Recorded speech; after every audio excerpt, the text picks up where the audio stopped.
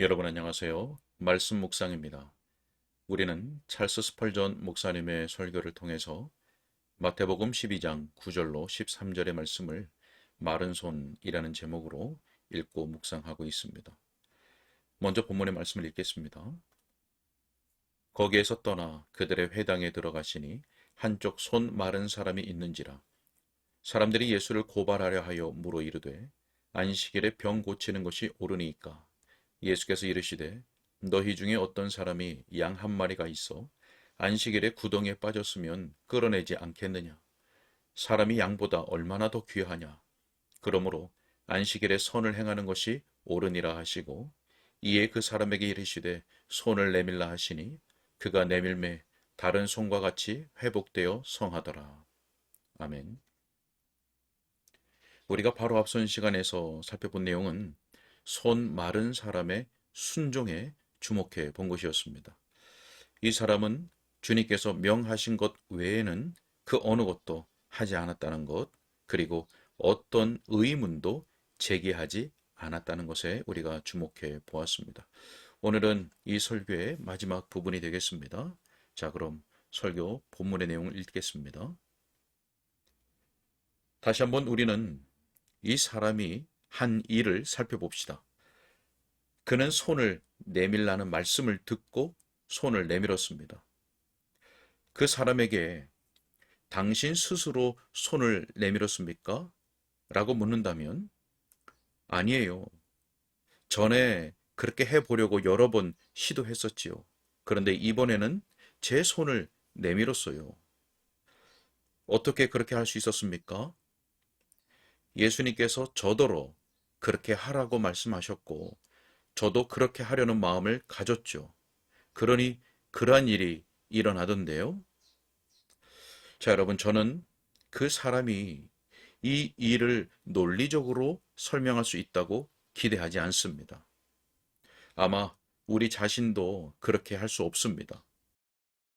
그러나 그 가련한 손이, 그 꼬부라진 그 손 마른 사람이 전에는 손을 아래로 떨어뜨리고 있었는데 지금은 회당에 있는 모든 사람들 앞에서 그 손을 내밀어 펼쳐 보였다니 그 일은 정말 아름답기 그지없는 장면이었을 것임에 틀림없습니다. 그 손에 혈맥이 흐르기 시작했고 신경이 힘을 얻고 그 손이 피어나는 꽃처럼 열리기 시작했다는 것을 여러분은 모르시겠습니까? 그 사람이 자기의 새끼손가락과 엄지손가락이 마치 살아 움직이는 것 같음을 처음 보았을 때 반짝이는 그 사람의 눈의 환희는 어떠했을까요? 그는 자기를 치료하신 그 복되신 분을 쳐다보면서 그 발 앞에 엎드려 온전히 그에게 찬미를 드리고 싶었을 것입니다. 그럴지라도 우리는 회심과 거듭남과 새 생명에 대하여 전혀 설명할 수 없습니다. 다만 우리는 그것을 아는 것입니다. 예수님께서 믿으라고 말씀하셨고 우리가 믿게 되었다는 사실만 아는 것입니다. 우리 자신의 능력으로 말입니까? 아닙니다. 그러나 주께서 그러한 의지를 우리에게 주심으로써 우리가 믿을 마음을 갖게 됨에 따라 주님의 선하신 뜻대로 행할 능력이 주어지게 되는 것입니다. 저는 오늘 이 자리에 손 마른 사람이 있는가 돌아보고 있습니다. 여기에 손 마른 남자나 또는 여성분이 있으십니까? 저는 제 구주의 이름으로 그런 분들에게 말씀드립니다. 그대의 손을 내밀라고 말입니다. 그대에게 정말 위대한 일이 일어날 것입니다. 지금 바로 믿으십시오. 그대는 조금 전에 나는 결코 믿을 수 없어요 라고 말했었습니다. 그러나 지금 예수님을 믿으십시오. 여러분이 가라앉고 있든지 그 물을 헤엄을 치고 있든지 간에 그를 믿으십시오. 우리 주님께서는 결코 그분을 믿는 죄인들을 쫓아내지 아니하십니다. 저는 그것을 다음과 같이 말씀드리고 싶습니다. 만일 여러분이 자신은 너무나도 무가치한 사람이기 때문에 예수님께 나올 수 없고 나와야 한다고 생각하지를 못한다면 슬그머니 들어오십시오. 그리스도의 국률의 집으로 슬그머니 들어오시기 바랍니다. 먹을 것이 있는 곳에 몰래 들어와 훔쳐먹는 굶주린 개를 여러분이 본 적이 있다면 그와 같이 하시라는 것입니다. 정육점 주인이 개가 고깃뼈 가까이 있는 것을 보면 금방 내쫓을 것입니다. 그러나 그 개가 그 뼈를 일단 얻기만 한다면 그걸 가지고 바로 달아날 것입니다. 그리고 그것을 끝까지 간수할 것입니다. 우리의 구주께는 정말 복된 일이 있습니다. 만일 여러분이 그의 식탁 밑에 떨어지는 부스러기를 얻을 수 있다면 주님은 그것을 여러분의 손에서 빼앗지 않을 것입니다. 주님은 자기에게 오는 자들을 결코 내쫓지 아니하시기 때문입니다. 그들이 어떤 방식으로 오든지 주님께서는 아무런 복을 주지 아니하신 채 내쫓지는 않으실 것입니다. 반드시 복을 들려 보내실 것입니다. 주님께서는 이 친구야, 너는 내 은혜의 소망을 가질 만한 아무런 권한이 없네 라고 결코 말씀하시지 않습니다. 여러분은 기억하실 것입니다. 사람들이 애워싸는 행렬 속에서 감히 예수님을 정면으로 대면하지 못했던 여자는 뒤에서 예수님의 옷가에 손을 댔습니다. 말하자면 그 여자는 예수님으로부터 치료를 도둑질한 것입니다. 그때 주님께서 뭐라고 말씀하셨습니까? 이 여자야, 너 어디서 왔느냐? 내 옷을 만져 이와 같은 치료를 도둑질할 무슨 권리가 있어서 왔느냐? 너에게 저주가 있을지어다. 여러분, 예수님께서 의분에 차서 그렇게 말씀하셨습니까? 절대 아닙니다. 정말 아니었습니다. 주님은 그 여자를 오라고 명하신 다음에 그녀에게 모든 진리를 말씀해 주셨고, 따라 안심하라. 네 믿음이 너를 구원하였다라고 말씀하셨던 것입니다. 여러분, 그분을 얻으십시오. 앞에서든 뒤에서든 그분을 만지십시오. 그분을 향하여 돌진하십시오. 만일 여러분과 그리스도 사이에 귀신들이 때로 몰려있다 할지라도 결연한 믿음으로 그들을 뚫고 나아가십시오. 여러분이 예수님을 믿을 만한 가치가 전혀 없는 사람이라고 스스로 생각한다 할지라도 지금 그를 믿으십시오. 전에 구원받은 어떤 사람보다도 더 큰 죄인이 오늘 구원받을 수 있다는 사실이 하늘에서 선포될 수 있다고 말입니다. 그러한 구원은 그 어느 경우보다 그리스도를 더 영화롭게 만들 것입니다. 만일 여러분의 경우가 치료하시는 주님의 손길을 만났던 어떤 사람보다도 악한 경우인데도 주께서 손을 대어 치료하셨다면 주께서 그 전에 하셨던 그 어떤 경우보다도 하늘에서는 더 큰 찬미의 재료가 될 것입니다. 여러분, 제가 여러분을 설득시켜 그리스도께 더 가까이 나아오도록 할 수만 있다면 얼마나 좋겠습니까? 그러나 우리 주님께서는 그와 같은 일을 하실 수 있습니다. 그분의 크신 은혜를 통해서 여러분을 주님께 가까이 하게 하시기를 원합니다. 자, 이제 마지막으로 우리가 숙고할 내용은 명령에 순종하여 그 손을 내민 결과가 어떠하냐에 대해서 생각해 보겠습니다. 그는 고침 받았습니다. 저는 이미 여러분에게 그 고침은 명백했다는 사실을 지적하려고 애를 썼습니다. 또한 그 고침이 즉시 이루어졌다는 사실도 말씀드리려고 애를 썼습니다. 그 사람은 오랫동안 거기에 서 있을 필요가 없었습니다.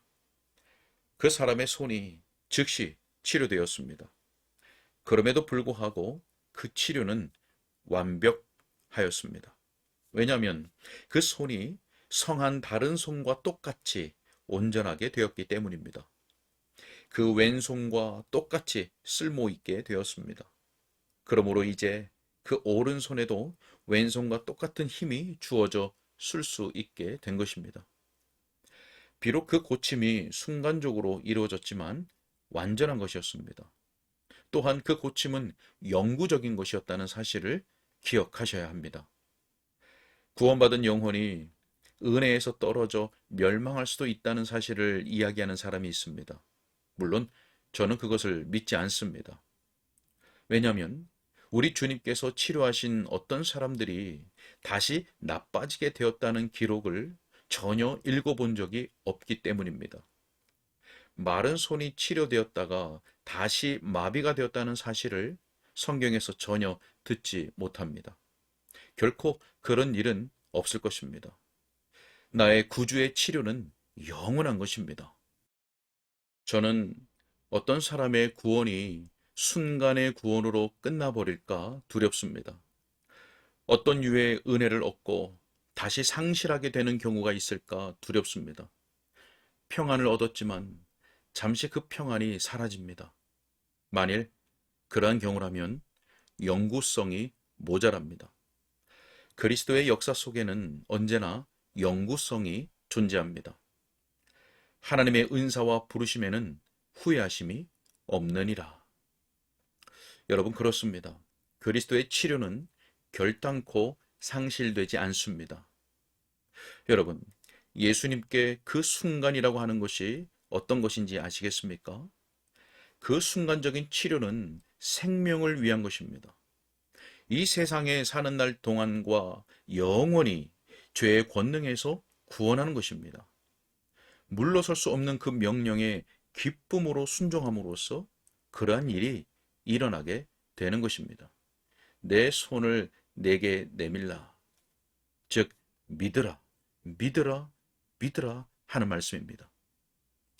저는 지난 주간에 그리스도를 믿을 수 없다고 말하는 사람과 이야기를 나눈 적이 있습니다. 사랑하는 친구요, 우리는 그것을 가질 수는 없지요. 그러나 그대는 나를 믿을 수는 있습니까? 라고 물었습니다. 그랬더니 그가 나를 믿을 수는 있다고 대답했습니다. 그래서 저는 어째서 나를 믿는데 그리스도 예수님을 못 믿는다는 말입니까? 자, 이것을 다른 방법으로 표현해 보지요. 만일 그대가 나를 믿을 수 없다면 그것은 무엇을 의미하는 것입니까? 예, 물론 그것은 목사님이 아주 나쁜 사람이라는 뜻이겠죠. 그러니까 목사님을 믿지 않는다는 것이겠죠. 아, 그리스도를 믿지 않는다고 말할 때 그대가 잘못한 것이 바로 그 점입니다. 자기가 그를 믿지 않는다는 것은 그를 거짓말쟁이로 만든다는 말인데 하나님이 거짓말쟁이라고 지금 말하고 있는 것입니까? 제가 그 말을 했더니 그는 공포심에 겨워 뒤로 물러서 목사님, 제가 하나님은 참되시다는 것은 확신하죠. 자, 여러분, 그렇습니다. 참되신 분을 확실하게 믿을 수 있는 것입니다. 그 점에 어떠한 어려움도 있을 수 없습니다. 의심할 수 없는 분을 믿고 의뢰하는 것은 그분에 대한 생각이 아주 좋은 데서 나오는 필연적인 귀결입니다. 그분이 진실하다고 믿는 것은 일종의 믿음입니다. 그러니 그런 믿음을 가지고 이제 그분을 의지하십시오. 제가 이 설교단의 난간에 제 체중을 맡기고 서 있듯이 그리스도 예수 안에 있는 하나님의 긍휼을 그렇게 의지하고 기대하시기 바랍니다.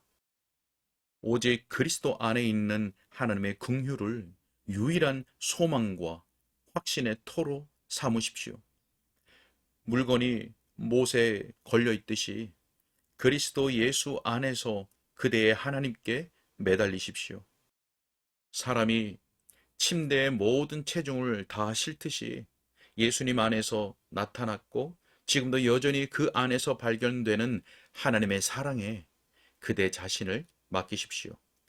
만일 그렇게 한다면 구원받을 것입니다. 단순히 지옥에서 구원을 받게 될 것이라고만 말하고 있는 것이 아닙니다. 하나님의 성령으로 말미암아 여러분 속에서 역사하시는 믿음의 능력은 여러분을 죄를 사랑하는 데서 구원할 것입니다. 여러분이 일단 용서받으면 그 후에는 여러분을 용서한 분을 사랑할 것입니다. 그리고 여러분의 옛 습관의 결박을 끊어버리기에 족할 정도로 강한 새로운 행동 원리를 받게 될 것입니다. 그래서 순전하고 거룩한 생활로 나아가게 될 것입니다. 만일 성자께서 여러분을 자유롭게 하실 것이면 정말 여러분은 자유롭게 될 것입니다. 여러분이 지금 그분을 믿게 되면 즉시 자유롭게 될 것입니다.